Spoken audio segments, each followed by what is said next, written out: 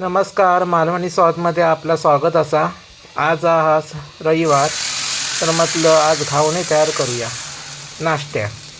त्यासाठी घावण्याचं पीठ या तयारच होता, त्याच्यात काही मीठ आणि पाणी घालूचं होता, पण मी यावेळी हळद टाकलं व्हायच। कारण हळद टाकूचा विषय म्हणजे काय, हळदीन व्हायचं रंग मस्त येता घावण्याक।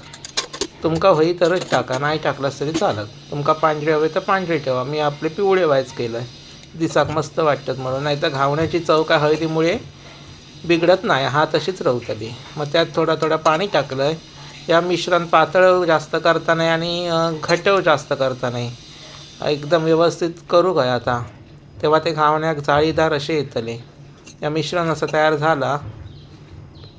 दररोज कांदा पोहे वगैरे म्हटलं, आज पीठ आता ह्याचं घावणे तरी बनवून टाकतंय। चटणी नाही करतले, चायबरोबरच खातले, कारण चायबरोबर माका लय आवडतं। तुमका चटणी हवी तर तुम्ही करू शकतास। हे गॅस पेटवलं आहे आणि या भिडा ठेवलं आहे। त्या गावावरून आणलेला भिडा होता, ह्याच्यावर घावणे चांगले येतात। भिडा तापल्याच्या नंतर चांगलं तापू गया, त्याच्यानंतर तेल टाकून त्या ब्रशने सगळीकडे पसरवलं आहे। तुम्ही नारळाची किसी पण हे वापरू शकतास। तेल पसरून झाल्याच्या नंतर तो त्या बिडा चांगला गरम झाला। आता त्याच्यावर पीठ असं सोडलं आहे, बघा कशी जाळीदार इले मस्तपैकी, आवाज मस्त येता। अशी जाळी येऊ काही घावण्यांका, मग घावणे मस्त तयार होतात। हे बघा, 2-1 मिनटं झाकण ठेवल्याच्या नंतर ते परतून घ्यायचे। आता हे पहिलंच घावणं असताना त्यामुळे जरा बिघडू पण शकता, कारण सुरुवातच असताना। पण माझं घावणं पहिलं नाही बिघडलं, व्यवस्थित इलो। माका वाटलं आता हैसून तुटता की काय। एक घावणं झालं, आता परत पुसान घ्यायचा वायच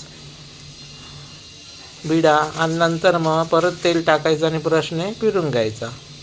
सोप्यात मस्त, जास्त खटाटोप नाही, खाऊ मजेशीर आणि करू वेळ नाही लागत, सोपे। परत दुसरं घालून घेतले, बघा झाडी येऊ काही घावण्यांका, मग मस्त होतं घावणे।